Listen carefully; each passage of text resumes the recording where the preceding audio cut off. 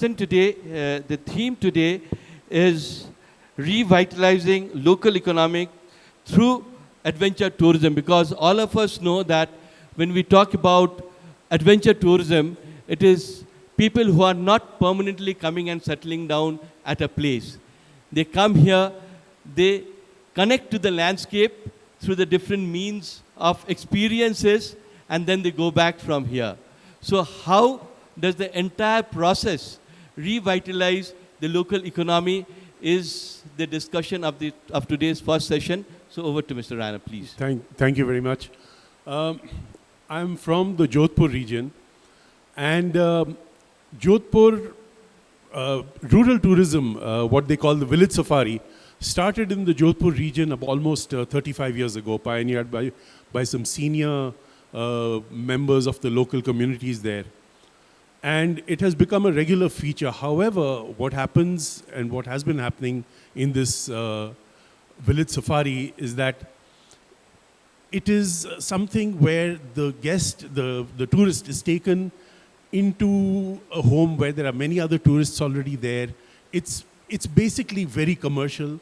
The emphasis is on what they will buy so that the guide or the driver can make a commission out of it. And it has really been diluted over the years. So when we started, our idea was to make this a rural drive. We refused to use the word village safari just to be different from it. And we called it a rural drive or a rural adventure. And it's not an adventure like paragliding or trekking or mountaineering or something. It's a different kind of adventure where we take the guests in 4x4 vehicles. They are given a drive, 4x4 drive over a riverbed, which is exciting, thrilling. And then they visit villages and rural homes. And they see the communities, they interact with them firsthand, they taste their cuisine. And in the process, how we designed this was in a way where it remains completely authentic. The route, the drive that we do is in such a place where the tourists who are with us will not see, let alone go to the same home, they will not even see another tourist. And we use these homes, we are from the region, we have access to these homes because our relationships with these families have been there for generations, and they allow us into their homes. And while they are very hospitable, we of course do not abuse this hospitality. And this is how, from our side, we are helping the local economies. These are all homes whose primary livelihood is agriculture.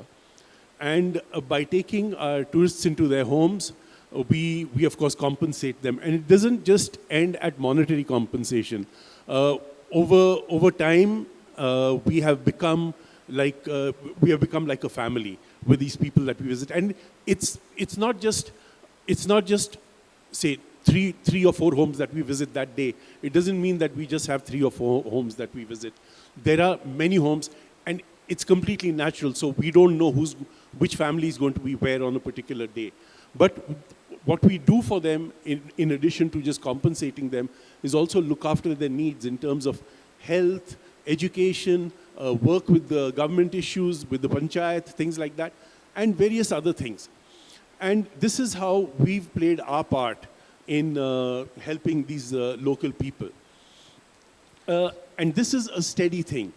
And when we talk about revitalizing local economies through adventure tourism, of course, when you have activities which are either paragliding or even rafting or things like that, these take place in one place. Thank you, Ajit. In fact, it's been a wonderful discussion. We'll just, interact with you.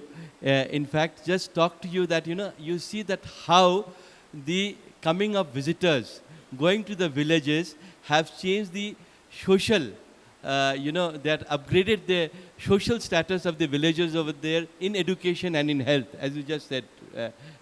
Yeah, that was one of the things. That was one of the things, and yes. This is where let us intervene and let us tell them in more details that how even in Meghalaya this can happen when visitors are going to the villages what are the ways that they can attach themselves to the social and the environmental development of the village. If you can just give a little more detailed input into that. So I can Yes. tell you about Rajasthan. Yes, about Rajasthan, yes. So, of course, when we have the visitors coming there, our interaction are helping these communities in terms of education and health. I mean, it's even recommending kids from the family where to study, getting them admissions, even helping them get jobs if they want to. Many kids these days don't want to continue parents' agricultural practices. They want to move to the cities. They want to get help in getting jobs. Health issues, seeking, rather than going to a local village doctor who's not really a qualified doctor, we take them into the city of Jodhpur. We seek out the right place for them, and we even help financially if the requirement is beyond just the government help that they can get. Even in that, we help with them. That's wonderful, actually. This is where we wanted to tell you, with the visitors coming to the villages, the aspirations of the youth are taken care of. They get an exposure to the entire world by the coming of the visitors, So this is something what tourism brings into rural areas. And this is also a major part. It is not only economy that is coming in, it is not only money that comes in with visitors coming to our villages, but it is, along with that, it is, a development in their social status. It is also telling them and appreciating the heritage, the natural and cultural heritage that they have, which they try to preserve. When they see appreciation for that, there is pride that comes into the villages, and that is what, it brings in the tourism context, the adventure context, for our rural tourism to be very much a part of, the adventure activities. Before we get back to you. Yes. Sorry. Yes, and I was just going to add that this is just one part of what we do. The other thing which we do is little more widespread, which is doing drives into the desert. Now, we are visiting places and local homes, local communities, but this is not on a regular basis like our rural drive. This is something which takes place maybe 2 or 3 times a year, but the group size is bigger. So when we use a particular person's home in this area where we don't go often, we use their home for one meal, and the number of people can be maybe 20 or 30 people. That itself gives them, we make sure that itself gives them enough revenue which is equal to their at least 1 month's revenue. That's great. So before we come back to you again, we'll go to Mr. Blah. We'll ask him to talk about the local model, how adventure tourism can actually revitalize our rural backdrop all around Shillong and beyond into the different hills of Meghalaya. Please. So. Thank you, Sir Raj. Today, I think, is a historic day in the state of Meghalaya, where we are having such a big gathering for an adventure tourism meet. In fact, tourism in Meghalaya has just come of age just recently in the last few years. And along with this, also adventure tourism. While sitting here, I can see many in the audience who are pioneers in adventure tourism in the state of Meghalaya. But I can tell you one thing is that it seems today they are very happy that this meet is taking place here. Because what happened is that if you talk about adventure tourism in Meghalaya and other parts of Northeast, just 15, 20 years ago, you won't find many takers and you won't find people even are interested to talk about adventure tourism. But seeing the transformation of the society through adventure tourism, many people are really interested today in adventure tourism in this state and in the Northeast. Coming back to my home state here, I would like to set some few examples. Just about 15 years ago, you will see just very few adventure activities taking place in the state of Meghalaya. But these small steps have today shown the fruits of the adventure tourism in this state. For example, My friend here, Jason Lamari, he's sitting here in the front row. You'll be hearing his speech later on. He is a pioneer in adventure tourism in that place called Shillong. And it is big. And Shillong is one place, not only Shillong, the entire Umngat River of Dauki, Shillong, Darang, that area has become famous, not only because of other types of tourism, but it is specifically because of adventure tourism. And the pioneer, Mr. Jason, he is a person who set up that camp there in Shillong, doing scuba diving, rock climbing, kayaking, all those other adventure activities, which they are never unheard of in Meghalaya and in many parts of Northeast. Nobody has seen those adventure activities. But his setting up a camp there, starting with all these small adventure activities. Today, you will find lots of camps there in that area. And it has transformed the livelihoods of so many people in that area. And today, even if anybody says about Shillong, about the Umngat River, I think across the world everybody knows. Especially, it's not only that adventure part, it also because of that crystal clear water. You have seen, I think, the boating there, crystal clear water. Nobody would have seen those crystal clear water if not Mr. Jason starting with the adventure activities in that area.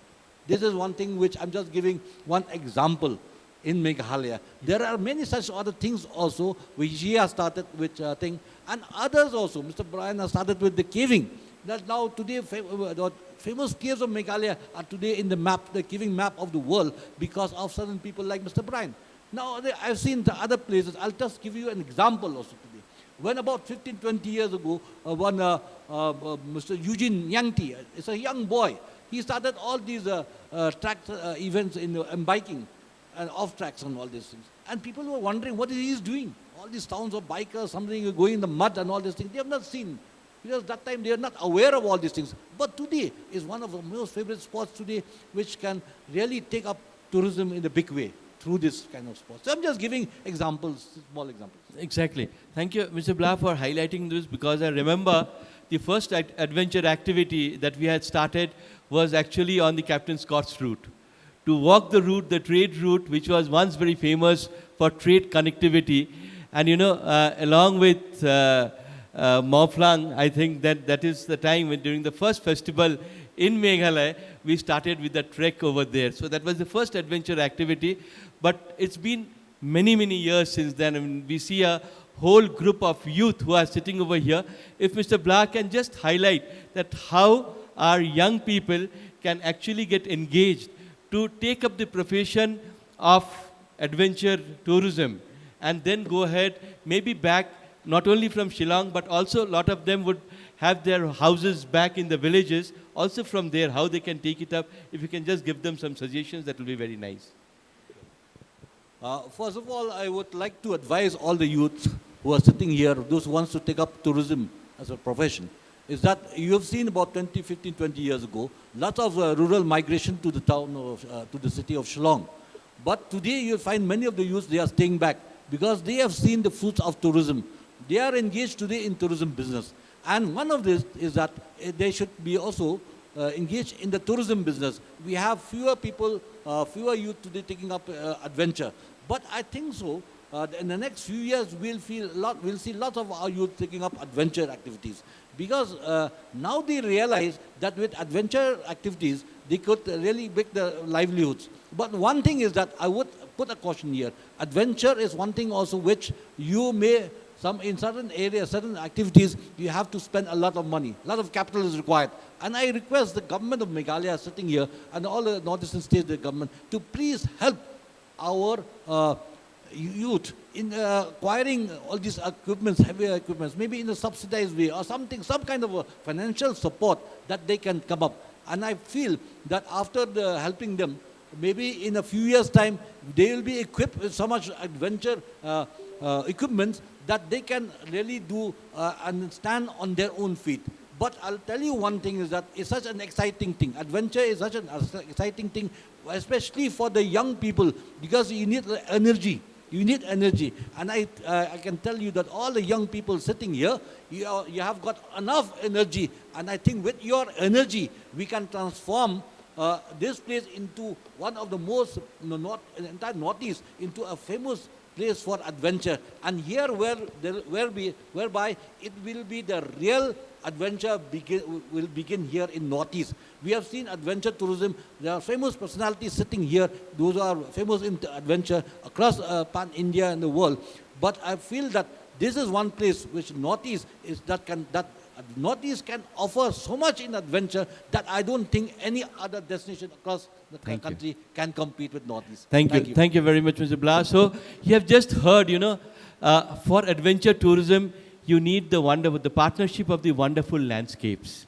Because without these hills, rivers, forests, and the community culture which is connected to the natural resources that we have, we wouldn't be able to take forward adventure.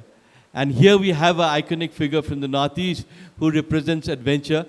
We would like to listen a little bit about the journey of Mr. Oken Tayeng, like how he took forward his journey and how the local transformation of the places where he brought together could revitalize the economy, not only the economy over there, but also bring in pride within the locals for the natural and the cultural resources and the heritage that was there around it. Please, Mr. Tayeng, if we can hear from you. Thank you, Ras. I would like to thank India's Express for putting together this wonderful event once again. So if I have to describe my journey, it's a tedious, long one. I don't want to do it again. It's a few patches of them. But, it's always a big pride showcasing your own culture, your own land, your own cuisine, and, make an enjoyable living out of that. So that's what I've been doing all these years. Northeast is such a wonderful, wonderful part of the world. I've traveled to Shillong, Nagaland, Mizoram, Manipur. There's always a exciting place to go to. So now, Shillong especially, there's so much to do in terms of adventure tourism. Adventure tourism, of course, is slightly different from what regular tourism is. This is a bit more physical, and there's a certain amount of risks and excitement involved. So we have to, let's try to divide the segment a little clearly. And you already have so much going on. The caving is really, it's world-class caving facilities here. Then kayaking has been really good in Meghalaya for a long, long time. And you have people like, role models like Jason Lamare, who's been doing excellent work. For the young people, you have a very, easy platform to start. You can see from, what's the good guys are doing already. And then take it forward, but in a different way, upgrade the quality of things, the operation in Northeast. Because when it comes to adventure tourism, there are lots of risks involved, lots of safety issues that has to be taken care of. If something happens tomorrow, if somebody dies, then the end of it, there'll be lots of negative effects. So we have a session coming up with one of our iconic adventure men here, Mr. Soin. So he'll do a session on your safety and risk mitigation. So I advise all of you have a listen to him.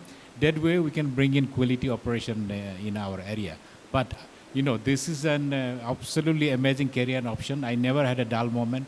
And what I am here today is completely by doing adventure activities in Northeast India, showcasing my own backyard, my own people, my culture. So, we have a place where you can start, make a new beginning, see the things that went wrong in other places, and bring a world-class tourism territory in India and in the world. Thank you, Mr. Oken. So if you can just put in for the youth and for the government over here that, skill is something what we need to generate when it comes to safety, when it comes to, training youths to come into adventure tourism. So the need for a skill academy. So what could be the way out that, our youths in Northeast could be engaged into adventure tourism through a proper skill development center? If you can just give some input, because now that you're into politics, into policy making, so if you can give a little more inputs into it, that will be very helpful for all of us. Please, sir. Yeah, we already have a national adventure tourism policy, and ATOAI, my organization, being part of it. So we already doing a lot of work. We started with workshop, specifically on safety in different sectors of the country. We did it in South, did it in North, and we shortly have one coming up, probably in Shillong, where we'll train with experts from the field, how things are done in the right way, the kind of risk mitigation measures, the safety training, so that when people come to visit, they understand that you're in right hands. Otherwise, we had lots of incidents in Arunachal also. We had a couple of accidents while rafting in Meghalaya. Also, I believe there's some accidents while kayaking. And in Sikkim, we had somebody fall off from, paragliding. So we really want to avoid this kind of situation. Otherwise, who would go for a holiday, for an excitement activity to, have this kind of an incident? So I think safety is paramount, risk mitigation, at the same time making your holiday, your adventure activity enjoyable is very, very important. So we are looking at finding a space and a period where we can discuss with all the stakeholders, where we can conduct this kind of training and discuss safety measures and training and licensing. So ATOAI will work as a platform whereby you are licensed, that somebody can be certified that you are qualified to take people on a trekking, and if somebody had a fracture, he knows exactly what's to be done. If somebody had a snake bite, exactly what's to be done. If somebody drones, what kind of CPR. So this has to be in place. Otherwise, there'll always be a risk factor which has to be taken care of. Very true. You have just heard, how important it is to develop your skill, because adventure is something, which has your adrenaline secretion going over, because that is what makes it different from the mainstream tourism. The mainstream tourism that goes into sightseeing, it gives you a good feeling. It clears your mind. It helps your mind to develop. But adventure, it helps in the adrenaline secretion to you. And this is where, it is more important, or it is more prevalent amongst the youth to be a part of adventure, because that moves you even into other careers that you take over in the future to come. But when we look into adventure tourism and the economic advantage that it has brought in to establish places like Rajasthan, where we already had the economy of tourism, but how has adventure tourism or adventure activities, especially soft adventures, has helped to bring in the economic development into villages of Rajasthan? Let us hear from the horse's mouth himself. Please, sir. Yeah, so, like you said very correctly, it is soft tourism compared to soft adventure compared to the rest of this adventure. But you see this also increasing in Rajasthan. We have dunes in Rajasthan, which are, of course, nothing like the dunes of Arabia. But even we at Overlander, India, we do some dune driving, which comes more into the adventure category than just, softer adventure like rural visits. Again, the very definition of adventure is very fluid, But coming back to this dune activity, this is something, again, Dubai style. Again, dune bashing, yeah, you can call it that. We don't like to use the word bashing. And it's not good for the ecology. And we did this for 2 years and we stopped it. But again, see, the Thar Desert, for example, is very alive desert. It's not like the desert of Arabia, which is just sand dunes. This is, it's got a lot of flora, fauna, communities. And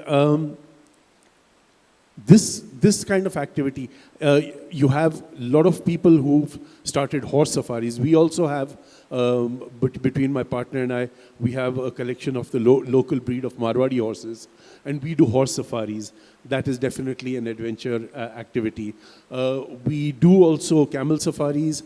Camel, again, is something which we don't own, but we can organize. But horse safari is quite a regular thing, in the sense we do at least 5 to 6 horse safaris in a season.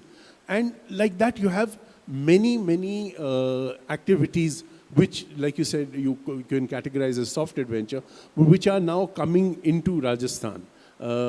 Even a culinary experience, going through the villages, going through different communities and learning the different kinds of cuisine.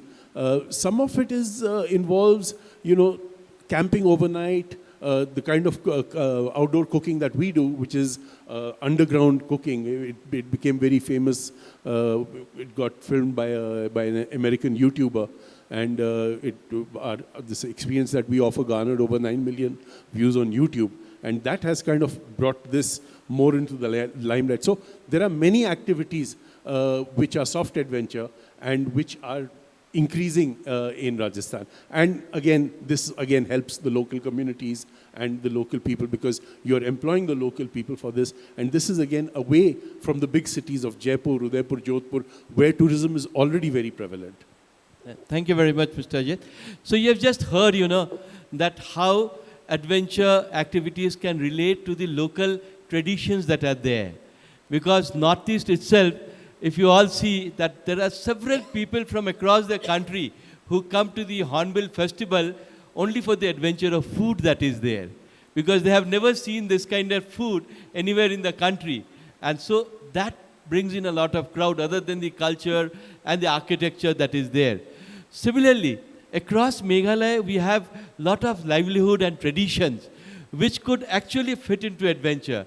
If Mr. Blah can actually, because he has traveled across Meghalaya and the Northeast in the different parts, lived with the communities in the different areas. So if you can just highlight some of the livelihood activities, some of the regular traditions within the Meghalaya communities, which can be added to adventure, where people can come and take up these activities like living into a local house with the local going for fishing, going for caving, going on the living root bridges, all these kind of things that are available across Meghalaya, how this can be brought into adventure. If you can just highlight a little about it, please, sir. Thank you, Mr. Raj, for that question. One thing which I've seen in Meghalaya, which adventure can really take place, is through trekking. Because what happened is that we saw so many trekking routes.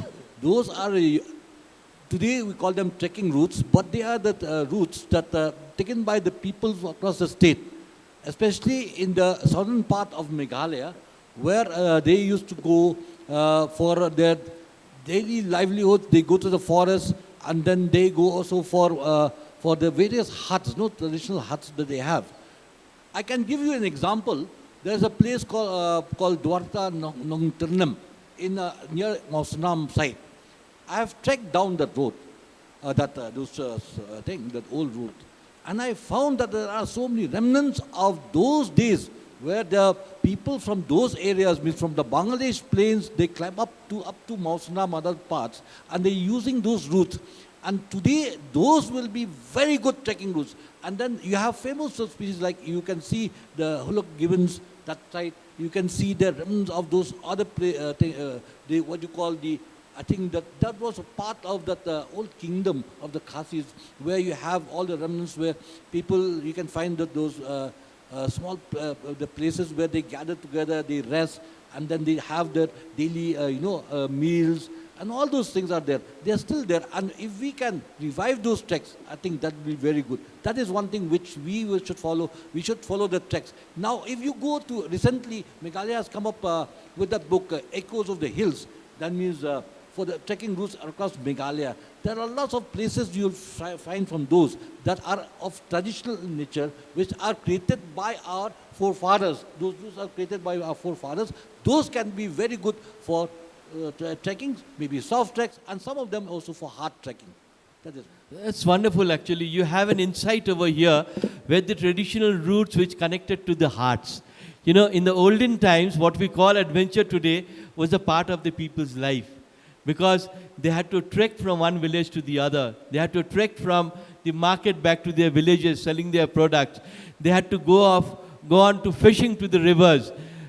Everything in their life was what, if we do today, would be known as adventure. And what better place of practice, which is still today, as hunters and gatherers. If we say there are a lot of communities who are still hunters and gatherers back into our forest of Arunachal Pradesh, which their lifestyle of sustainability can be adapted into adventure tourism and can be continued as a pride and also as an economic activity. If we may please request Mr. Oken Tayeng to do a little bit of highlight on the lifestyle of the Arunachali people, the way they live, their food habits, their traditions, which can, and also, you know, the economy over there is based on something what is known as method.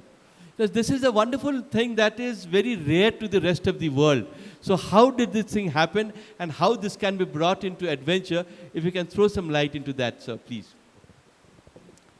Yeah, but I would like to remark what Ba just said, you know, creating a product is, you know, is very important. You create a product, you create a brand, build a story around it. That's how it works in tourism in most of the time. Your Banlumlang is such a good story, you know, the cleanest village in Asia, Mr. Lalu's, and it's taken off like anything. Everybody knows this place. So when you create a tourism product, you have to understand what kind of myths, what kind of story you create around it, and build a brand, you know, that can participate the quality and also, you know, what you can do out of your product. So coming back to Arunachal, you know, we have, Arunachal is very diverse, Raz, as you know, we have about 30 tribes, each of them speaking different dialects, and even the culture and tradition, you know, you can group them into at least 7, 8 of them, you know, their origin and their language and things like that. And each of us has a very interesting activities, like some of them are not very eco-friendly. We have things like hunting festival we're trying to get rid of. But our fishing, I mean, each tribe has a different way of fishing. So we would usually use in traditional method, you know, is either by traps and sometime by, you know, organic, it's like organic poison, right? You know, things like that. So, but if it's done in a sustainable manner, you know, once or there's a period of time in the area you do it. So these are really amazing, spectacular activities, you know, one can incorporate. So we have to go back to this and curate it properly and make sure, you know, we don't, you know, exercise and observe the environmental impact. So these can be really good activities we can incorporate. That's so wonderful, you know. While working in Arunachal, mainly into wildlife tourism and birding, initially there were no guides available over there. We managed to put up, you know, campsites, or we managed to, you know, have a homestay, but there were no guides available. And the most respected person in the society used to be a hunter. So the hunter, we used his skills to train up the youths over there. Instead of bringing an expert from somewhere in Europe or somewhere else, we brought in these hunters to train these youths of the study of the biodiversity that they have, the different trails of the wildlife, the different birding nesting seasons. And, you know, on today's date, these guides are some of the best guides in the country that we know of. And this is how, you know, tourism can be taken forward, how our traditions can actually become a part of the adventure that we have over here. Coming back to branding, as we were just talking about, I would request Mr. Ajit, if you can just put in a little bit of how did you market your product, because it was a niche product in the heritage of the palaces. So how did you market your product that you are one of the best inbound operators on today's date in India promoting Rajasthan, please? We actually, like I said, so village safari already existed in the area.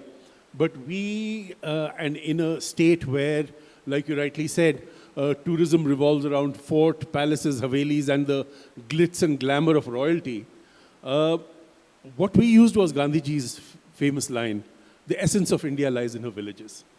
And that is true, not just of Rajasthan, not just of India, but anywhere in the world, you know. It is the rural communities that retain culture, tradition, heritage, cuisine, costumes, everything.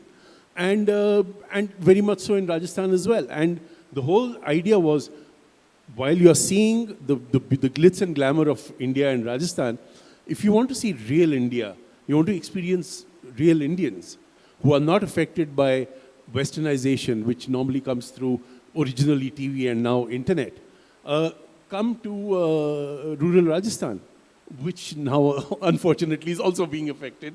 But rural communities are the slowest to be affected. And that has been what has really helped us.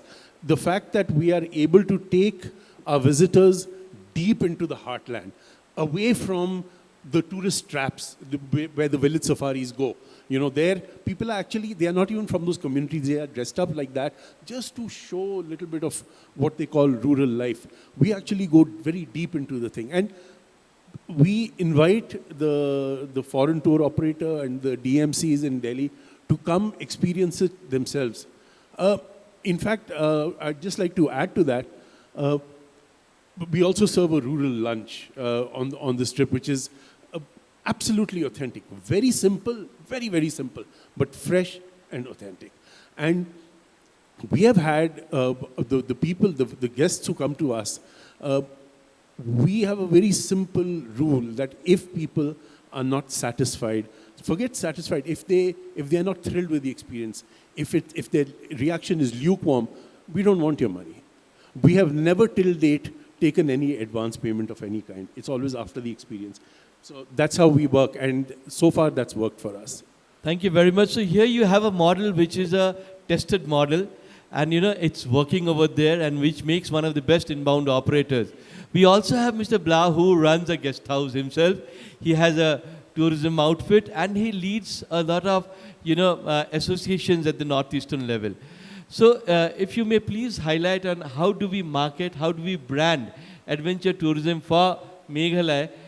It would be a very nice input for all of us over here, because it is directly related to the economics of the local communities. So how do we brand this kind of adventure tourism for Meghalaya? If you can just give in a few words of advice. Meghalaya today is quite famous now in the tourism map. So, but what people sees in Meghalaya, they see only mostly nature, but they don't see adventure. So I feel that we should highlight more of adventure for every natural beauty, add adventure to it. When we have your advertisements, your banners, your flags, all these things in the social media, everywhere, please, we should highlight also the adventure activities that are there in Meghalaya. That is one thing. And another point is that through networking, good networking, because what happens is that many are not aware, the tour operators from Meghalaya are not aware about the adventure tour operators across the country, which can bring those tourists who are really interested in adventure. That is one thing, is that lack of networking is one thing which is not help. Till date, we have not been able to promote Meghalaya and the rest of Northeast in such a way like that. It should focus also on adventure. Example is that networking is much. Today, I know many of you are sitting in the panel here because of networking and because of our meeting. Mr. Oken, Tayeng, we met when we were together training in Singapore. I knew Oken from that time when we were together for that study tour. So then again for you also the same thing. It's through this networking, through the fam tours that we are meeting each other. So I feel that today in this adventure meet, we should have more of that interaction. Mr. Swine is here, many people, famous personality here. I think many of people sitting here, they are not aware about the potential that you can help them for promotion of adventure tourism in the state. So that is what we need, the need of the hour. So thank you very much. So you know exactly what we are doing today. This exercise that we are doing today over here sitting in Shillong is actually to bring in the world of adventure to Meghalaya. So this is one of the major intentions of having this adventure meet that we are having today. And you can see that the who is who from adventure is over here. And also, there are different, you heard that there are different ways of branding. And what better than Oken that we have over here, who has brought Arunachal into the National Geographic map through his adventure activities. He has his contribution, his share in promotion of the state. So if Oken can also give some inputs and some advice on how to brand a place, especially Northeast, when it comes to adventure, please. Yeah, I mean, branding is like you must understand something, what a specialty you have, You must have an USP. How do you stand out for the rest of the places, rest of the product, rest of the people. So once you have that, then you have an extra value, you have an edge. So I mean, for me, Meghalaya has been a very, very special place. I mean, but I think to an extent we have kind of trivialized it. Most of the places people just go and pay a small amount of money. And now, you know, that place like Lightroom, I mean, the first time I went, there was nobody there, just two of us standing. And I could have paid 10,000 rupees for this kind of experience. But today, if you go, people are swarming there, they're bargaining for a cup of tea. So I think we should make an effort to slightly get away from there and have a place somewhere in Meghalaya where you pay, you know, maybe 10,000 rupees to enter. Have one place like that. I mean, it's just like hotels. There are places you can go and stay for 5,000 rupees, but there are places where you can pay 20, 30, 40,000, 1 lakh rupees a night. So I think in Meghalaya is such a fantastic place, such good location. I mean, some places are just out of this world. So I think have 1 or 2 operations where you charge us lots of money, do a high value activity. I mean, not all the places, but one place you must have something like that. Otherwise, you know, you'll get dragged to this mass tourism, low value, whereby, you know, you don't really make much money. Because end of the day, if the people doesn't benefit, if you don't make enough money, youth are not satisfied, but what you're earning out of tourism, you know, it's not going to be a viable activity. So this is a very important issue that has come up while we're discussing in this first session, you know. The issue of, while we are branding, one good model place which would make the state a destination in adventure tourism, because that is very much needed. Where we understand the carrying capacity, where we understand the architecture, where we understand how to keep the nature over there pristine instead of making it too popular with over footfalls. And then the local people saying that, you know, we do not want over tourism over here. We do not want any more tourism. It is happening across the world. You have to understand that, you know, there are local communities who have started saying, you know, we do not want any more tourists over here, because this is something we have to understand. It is very easy to make a destination. It is very easy to promote a destination. But then how do we confirm the sustainability of the destination is one of the sessions that we are going to have in this entire meet of today that we are here. Please stay on, because if all of you stay on, you would be able to listen to these different sessions and presentations, that how do we make adventure tourism more responsible, how do we make it more economically viable for the local people, for the host community, to the places that they belong to, because these are some important points that we need to discuss in the upcoming sessions that we have. But before that, we had some excellent insights of how do we bring in the rural places, because the rural places were never highlighted into adventure.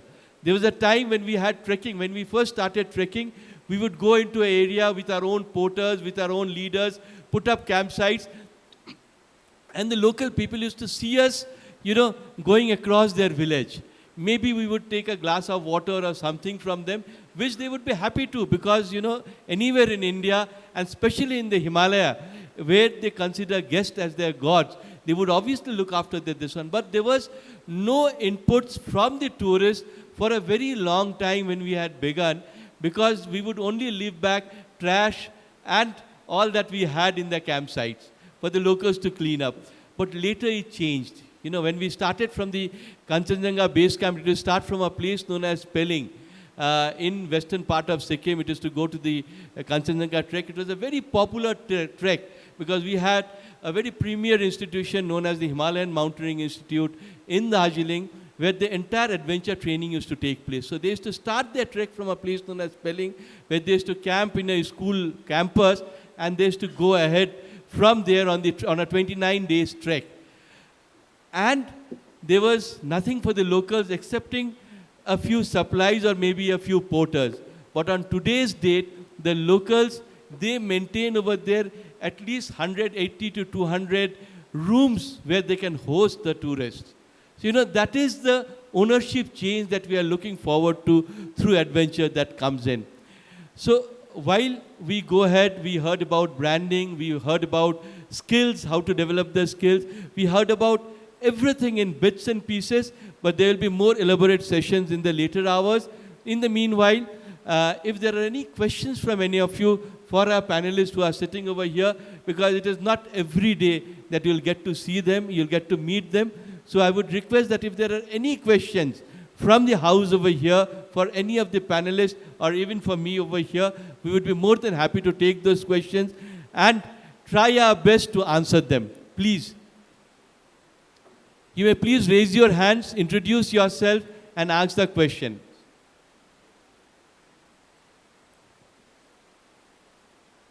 No more questions means probably nobody heard us. Yes, panel members? All the people have white beard over here. We have grown beyond time with adventure, and we expect that there would be some questions for all of you who are looking at, a profession into tourism, who are looking at a profession into adventure, who are looking into not only be entrepreneurs, but also, work for this industry. So if there are some questions from you, you may please raise your hands and ask us. We'll be happy to answer. So, thank you very much, panel members, our most respected members who have been through the morning session. And before we get into the inauguration of the event, I think we would like to thank the entire house for giving a very patient hearing that we could actually deliver. We hope that we have made some impact into your thought process today, and we would see more young people into adventure tourism in the days to come. Thank you very much. Thank you. Thank you, sir.